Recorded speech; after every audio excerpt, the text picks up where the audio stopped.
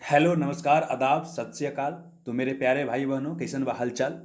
तो इसमें हम देखिए कार्बन से संबंधित बहुत सारे कंसेप्ट को समझने वाले हैं, क्योंकि देखिए क्या है, अभी भारत का टारगेट है 2070 तक हम नेट जीरो कार्बन का एमिशन करेंगे। तो हम इससे संबंधित बहुत सारे कंसेप्ट को समझने का प्रयास करेंगे कि कार्बन एमिशन क्या होता है, नेट जीरो कार्बन क्या होता है, ग्रॉस जीरो कार्बन क्या होता है, कार्बन सिंक क्या होता है, ग्लोबल वार्मिंग क्या होता है, क्लाइमेट चेंज क्या होता है, कार्बन पॉजिटिव क्या होता है, कार्बन निगेटिव क्या होता है, सारे कंसेप्ट को समझने का प्रयास करेंगे। पहले हम समझते हैं कार्बन इमिशन क्या होता है। तो देखिए क्या होता है कि कोई भी हम फॉजिल फ्यूल को जलाते हैं, जैसे ईंधन वगैरह को जलाते हैं, कोयला को जलाते हैं, डीजल पेट्रोल लकड़ी इत्यादि को जलाते हैं, तो क्या होता है, धुआं निकलता है। मतलब क्या है कि धुआं समझ एक तरह क्या है, कार्बन है। तो वो कार्बन निकल रहा है, तो जो कार्बन का एमिशन हो रहा है, कार्बन जो बाहर निकल रहा है, उसी को बोलते हैं कार्बन एमिशन। मतलब ये कार्बन को चीज में स्टोर है, जैसे कोयला को जला रहे हैं तो कोयला क्या है, कार्बन है। कार्बन को जला रहे हैं तो कार्बन जो बाहर एटमॉस्फेयर में निकल रहा है, वायुमंडल में जो निकल रहा है, उसी को बोलते हैं कार्बन इमिशन या कार्बन उत्सर्जन। तो हम लोग अलग अलग क्रिया कर रहे हैं, जैसे मान लीजिए कि आपका गाड़ी वगैरह चलाते हैं, मोटरसाइकिल चला रहे हैं, कार चला रहे हैं, रेलगाड़ी चला रहे हैं, घर में बिजली का इस्तेमाल करते हैं, तो ये सब क्या होता है कि बिजली वगैरह जलता है तो इससे क्या होता है कि कार्बन निकलता है। जैसे कहने का मतलब यह है कि देखिए, आप कोयला जलेगा तो कार्बन वहाँ से निकलेगा, मोटरसाइकिल में आप पेट्रोल डालते हैं, डीजल डालते हैं तो वहाँ से कार्बन निकलेगा, बिजली पैदा करने के लिए कोयला जलाया जाता है तो वहाँ से कार्बन निकलता है। समझ में आ रहा। तो अब क्या है कि अगला क्वेश्चन पूछ सकता है यहाँ से कि सबसे ज़्यादा कौन सा देश कार्बन उत्सर्जन करता है अभी। तो वर्तमान समय में क्या है कि चीन सबसे ज़्यादा विश्व में कार्बन उत्सर्जन करता है। इस ग्राफ के जरिए आप समझ सकते हैं कि देखिए, चीन की बात करते हैं तो लगभग 28% कार्बन अकेले उत्सर्जन करता है। वहीं अगर बात करते हैं अमेरिका को, तो 15% के आसपास उत्सर्जन करता है, और भारत लगभग 7% उत्सर्जन करता है। तो आपको यहाँ पर टॉप 3 कंट्री क्या रखना है कि सबसे ज़्यादा कार्बन उत्सर्जन करता है चीन, उसके बाद अमेरिका, उसके बाद भारत। तीसरा स्थान पर क्या है, तीसरा स्थान पर कौन है, तो भारत है। अब समझना क्या है कि देखिए क्या है, कहीं कहीं आपको ये भी देगा कि भारत चौथा स्थान पर कार्बन एमिशन में आता है। मतलब कार्बन को उत्सर्जन करने के मामले में भारत के वहाँ स्थान पर है, चौथा स्थान पर। तो वहाँ क्या किया जाता है कि देखिए, चाइना यूएसए तो हो ही गया। अब क्या हुआ कि देखिए, ये जो पूरा यूरोप का जो कंट्री यहाँ पर दिखाई दे रहा है ना, यहाँ समझिए कि पूरा यूरोप का कंट्री है। तो यूरोप का कंट्री, छोटा छोटा कंट्री सब बचा है वहाँ पर ना, तो सबको अगर एगो मान लेते हैं ना, तो इंडिया से ज़्यादा एमिशन करता है। इसको बोलते हैं यूरोपियन यूनियन बोलते हैं। तो अगर यूरोपियन यूनियन को शामिल कर लेंगे तो वहाँ भारत चौथा स्थान पर आ जाएगा। लेकिन कंट्री वाइज अगर देखेंगे ना, तो भारत के स्थान पर है, तीसरा स्थान पर है कार्बन एमिशन के मामले में। ठीक है, चलिए अब बात करते हैं कि कार्बन एमिशन जो हो रहा है तो उससे एक्चुअली होता क्या है। एक मिनट दोस्तों, इसको थोड़ा, हाँ, कार्बन एमिशन से होता क्या है। देखिए, कार्बन के उत्सर्जन से बहुत सारा क्या होता फिनोमिनन घटता है। जैसे कहने का मतलब कि जलवायु परिवर्तन होता है। जलवायु परिवर्तन का सिंपल मीनिंग ये होता है कि लंबे समय में किसी भी एरिया का जो आप बोल सकते हैं कि वेदर पैटर्न है, मौसम का जो पैटर्न है वो बदल जाता है। बाढ़ ज़्यादा आने लगेगा, सूखा ज़्यादा पड़ने लगेगा, तो इसी को बोलते हैं जलवायु परिवर्तन बोलते हैं। तो जलवायु परिवर्तन भी क्या है कि अच्छा नहीं माना जाता है।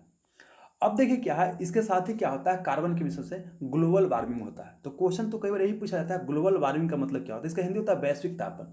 तो ग्लोबल मतलब होता है विश्व, विश्व का तापक्रम क्या हो रहा है, बढ़ रहा है। मतलब कि अर्थ का जो एवरेज टेम्परेचर है वो क्या है, बढ़ रहा है। इसी को बोलते हैं ग्लोबल वार्मिंग। थोड़ा समझ लेते हैं कि अर्थ का एवरेज टेम्परेचर होता है क्या। देखिए क्या है, देखा जाए तो कार्बन, या कार्बन बोल सकते हैं, कार्बन जनरली क्या है कि आपका एटमॉस्फेयर में आपको नेचुरल तरीका से उपस्थित होता है। जैसे देखा जाए तो देखिए क्या होता है, हम सिंपल सी बात करते हैं। तो अगर एटमॉस्फेयर की बात किया जाए तो देखिए, नाइट्रोजन जो होता है ना दोस्तों, क्या नाइट्रोजन जो होता है ये आपका 78% के आसपास है एटमॉस्फेयर में। ऑक्सीजन की बात करते हैं तो 21% के आसपास है ना।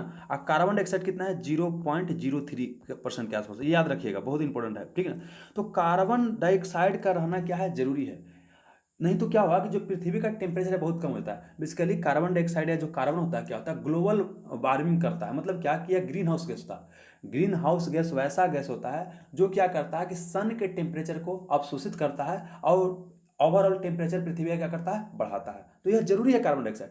तो इससे अगर आप ज़्यादा हो जाए, इतना तो आपके एटमोस्फेयर में आपका प्राकृतिक रूप से उपलब्ध है, अगर इससे ज़्यादा हो जाता है ना, तो क्या होगा कि ज़्यादा टेम्परेचर बढ़ने लगेगा। यही क्या होता है, खराबी कर जाता है। तो समझते हैं थोड़ा सा और देखिए, अगर क्या है कि पृथ्वी पर अगर ग्रीन हाउस गैस नहीं रहे। देखिए, ग्रीन हाउस गैस में कौन कौन कौन सा आता है, आपका जलवाष्प आता है, कार्बन डाइऑक्साइड आता है, मीथेन आता है, नाइट्रस ऑक्साइड आता है, ओजोन आता है।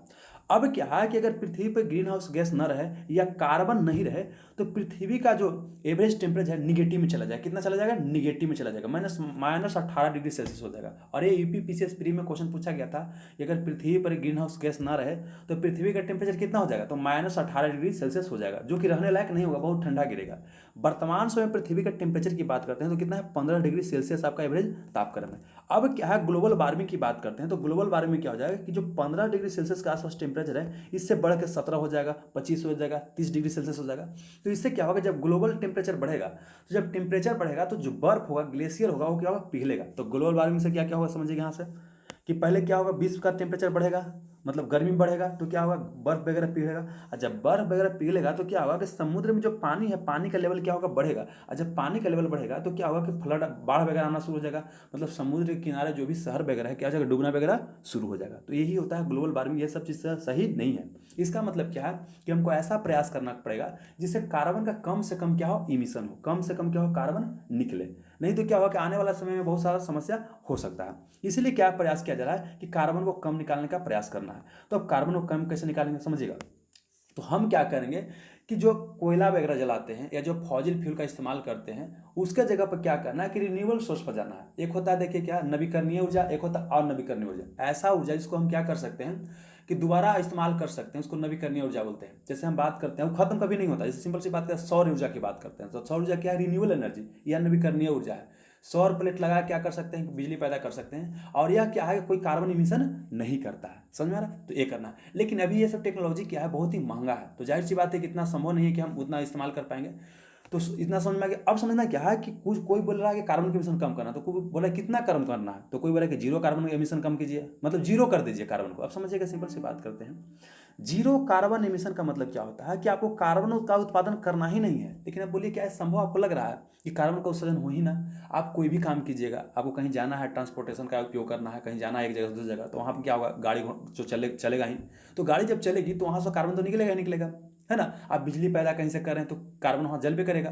तो कार्बन जीरो कर देना संभव नहीं है। मतलब ऐसा संभव नहीं है कि जीरो कार्बन का उत्सर्जन करें। मतलब कुछ ना कुछ कार्बन का हम उत्सर्जन करेंगे ही करेंगे, चाहे कितना भी। अब मान लीजिए आप सोलर प्लेट ही बनाइएगा, तो सोलर प्लेट बनाने के लिए जो फैक्ट्री वगैरह बनाइएगा तो फैक्ट्री से धुआं हुआ निकलेगा ना, तो वहाँ से जो कार्बन निकलेगा ही निकलेगा। मतलब क्या है कि कार्बन एमिशन को जीरो नहीं किया जा सकता है। तो जीरो जो कार्बन एमिशन होता है ना, उसी को बोलते हैं ग्रॉस जीरो। ग्रॉस का मतलब होता है कुल। कुल कितना? तो जीरो करना। ये कभी भी संभव नहीं है। मतलब ग्रॉस जीरो कर देना कार्बन के एमिशन का संभव नहीं है। ऐसा कभी हो ही नहीं सकता है कि आप कार्बन एमिशन ना करें। तब एक कंसेप्ट आता है नेट जीरो कार्बन या कार्बन न्यूट्रल। इसका मतलब क्या होता है? सिंपल सी बात करते हैं। जैसे आपका पापा कमा के आते हैं, अब मम्मी को कमा के आए हैं 10,000 रुपया दे दिए, है ना, कि लो इसको रख देना। अब बाद में 1 महीना के बाद क्या बोले कि पैसा जो 10,000 दिए थे उसको दे दो हमको, मतलब वो ले लिए। मतलब कि जितना दिए थे उतना क्या किए? ले लिए। तो यहाँ पर क्या करना है, कार्बन न्यूट्रल में या जीरो, नेट जीरो कार्बन में क्या होता है कि जितना आप एमिशन कर रहे हैं ना, जितना उत्सर्जन कर रहे हैं ना, उतना ही आप शोषण कर लीजिए। मतलब कि देखिए क्या, इमिशन मान लेते हैं कि आप फैक्ट्री वगैरह से या अलग अलग जो एक्टिविटी कर रहे हैं तो वहाँ से मान लेते हैं कि 100 टन कार्बन का एमिशन किया है। कितना? 100 टन एमिशन किया है। तो 100 टन को क्या करना है, उसको आप शोषित भी कर लेना है। ऐसा आपको कोई उपाय करना है कि 100 टन आप शोषित भी हो जाए, है ना। तब जब नेट निकालिएगा, नेट मतलब होता है कि जितना आप उत्सर्जन किए हैं, आप शोषण किए हैं, दोनों को देखिए यहाँ पर। तो नेट कितना हो गया? 100 - 100 की जगह तो जीरो हो जाएगा ना। तो इसी को बोलते हैं नेट जीरो कार्बन या कार्बन न्यूट्रल। मतलब क्या? कार्बन न्यूट्रल मतलब क्या है कि आप उत्पादन नहीं करें। आपने एक पढ़ा हुआ कंसेप्ट पढ़ा होगा कि परमाणु विद्युत उदासीन होता था। हम सोडियम की बात लेते हैं तो सोडियम में क्या होता है कि अगर प्रोटॉन की संख्या देखा जाए तो कितना होता है? 11 होता है। 11 होता है। प्लस प्रोटॉन पर प्लस चार्ज होता है। इलेक्ट्रॉन की बात करते हैं तो वहाँ पर क्या होता है? नेगेटिव चार्ज होता है। तो -11 करेंगे। अब देखिए दोनों कट कितना हो जाएगा? जीरो। तो इसको बोलते हैं कि परमाणु विद्युत उदासीन होता है। मतलब क्या होता है कि एटम जो होता है, एटम जो होता है क्या होता है कि चार्ज न्यूट्रल होता है। यहाँ चार्ज के बाद चार्ज क्या होता है? न्यूट्रल होता है। तो यहाँ कार्बन न्यूट्रल की बात करना मतलब क्या है कि कार्बन न्यूट्रल कर देना है। मतलब क्या कि जितना आप इमिशन कर रहे हैं उतना ही क्या करना है? अवशोषण कर लेना। जैसे मान लेते कि समझिए कि कि धुआं आप इतना निकाल रहे हैं तो उतना ही अमाउंट में क्या करना है? पेड़ पौधा वगैरह लगा लेना है। पेड़ पौधा क्या करता है कि भोजन बनाने की प्रक्रिया के दौरान क्या करता है? कार्बन डाइऑक्साइड लेता है ना, ऑक्सीजन छोड़ता है। तो मतलब कार्बन डाइऑक्साइड क्या कर रहा है? अवशोषित कर रहा है ना। तो यही पेड़ पौधा उतना बना देना है कि जितना आप इमिशन करते हैं ना उतना ही क्या कर ले? अवशोषण हो जाए। तो इसी को बोलते हैं कार्बन न्यूट्रल बोलते हैं, इसी को बोलते हैं नेट जीरो कार्बन। तो ये भी आपको समझ में आ गया होगा। तो इंडिया के ही प्रयास है कि 2070 तक हम क्या करेंगे कि कार्बन न्यूट्रल हो जाएंगे, मतलब जितना हम कार्बन के एमिशन करेंगे ना तो उतना ही अमाउंट में हम पेड़ पौधा वगैरह लगा देंगे ताकि वो क्या हो जाए, उसको ऑब्जर्व कर ले। तो समझिए क्या है कार्बन सिंक का कंसेप्ट आता है। क्या था कार्बन सिंक? कार्बन सिंक क्या होता है? देखिए कार्बन सिंक के बारे में कल को मैं लेसन लेकर आऊंगा क्योंकि अभी इंपॉर्टेंट है। कार्बन सिंक का फिलहाल इतना समझिए कि देखिए स्टोरेज जानते हैं, स्टोरेज मतलब क्या होता है, जैसे दुकान का स्टोरेज रहता है। जैसे आप दुकान में कभी भी जाते हो ना तो बोलता होगा कि देखिए यहाँ सामान नहीं है, आटा यहाँ नहीं है, स्टोरेज में से लेकर के आते हैं, गोदाम में से लेकर के आते हैं। तो गोदाम होता है, मतलब क्या करना है, कार्बन का गोदाम, मतलब जहाँ पर कार्बन को स्टोर किया जा सकता है उसी को बोलते हैं कार्बन सिंक बोलते हैं। तो देखिए क्या है कि पेड़ पौधा के जड़ के नीचे क्या होता है, कार्बन स्टोर होता है। समुद्र के नीचे क्या होता है, कार्बन स्टोर होता है। अब कोयला समुद्र के नीचे है या पृथ्वी के अंदर है तो समझिए क्या है, कार्बन स्टोर है, और उसको निकाल के आप जलाइएगा तो कार्बन बाहर निकलना शुरू हो जाएगा। तो कार्बन सिंक या कार्बन स्टोरेज का मतलब क्या होता है कि कार्बन को जो अवशोषण करने का जो व्यवस्था किया गया है, जो आप जहाँ पर वो मतलब कार्बन कहीं स्टोर किया गया है उसी को कार्बन सिंक बोलते हैं। तो कार्बन सिंक आपको बढ़ाना है तो पेड़ पौधों की संख्या क्या कीजिए और बढ़ाइए, तो और क्या होगा, वायुमंडल से कार्बन डाइऑक्साइड लेकर के और क्या करेगा, अपने आप को वहां पर स्टोर करके रखेगा। समझ में आ रहा है? तो ये होता है कार्बन सिंक होता है। ये समझ में आ गया कंसेप्ट? अब समझते हैं थोड़ा सा और कुछ कंसेप्ट समझ लेते हैं। एक होता है कार्बन पॉजिटिव, एक होता है कार्बन निगेटिव। कंसेप्ट क्या होता है समझिएगा। कार्बन पॉजिटिव का मतलब क्या हो गया, देखिए आप जितना कार्बन अवशोषण कर रहे हैं, मतलब समझिए कि एक इमिशन कर रहे हैं, एक क्या कर रहे हैं, उत्सर्जन कर रहे हैं, इमिशन कर रहे हैं, एक अब्जॉर्प्शन कर रहे हैं। मतलब क्या कि कार्बन डाइऑक्साइड का क्या करें, एक उत्सर्जन आप कर रहे हैं, एक क्या करें, अवशोषण कर रहे हैं। समझना क्या है कि आप उत्सर्जन जो है कर रहे हैं 100, उत्सर्जन कितना कर रहे हैं, उत्सर्जन समझिए कि 100 कर रहे हैं। एक मिनट दोस्तों, हाँ उत्सर्जन कितना कर रहे हैं, 100 कर रहे हैं। और मान लें कि 100 निकाल दिया, आप शोषित आप इतना कर रहे हैं, मतलब समझिए कि उत्सर्जन किए हैं 100 टन कर रहे हैं, और अवशोषण करने का व्यवस्था आपके पास कितना है, 25 टन है। मतलब क्या है कि पेड़ पौधा आपके पास उतना ही है जितना में 25 टन अवशोषित किया जा सके। मतलब देखा जाए यहाँ पर तो 100 माइनस 25 कीजिएगा तो 75 आप बचाइए दिए ना, मतलब 75 टन कार्बन का और उत्सर्जन आप ज़्यादा कर चुके हैं। तो इसी को बोलते हैं पॉजिटिव, बोलते हैं क्या बोलते हैं, कार्बन पॉजिटिव। मतलब कार्बन पॉजिटिव में होता है कि कार्बन डाइऑक्साइड का आपने क्या किया, उत्सर्जन ज़्यादा किया है, अवशोषण से ज़्यादा किया है। बात समझ आ गया।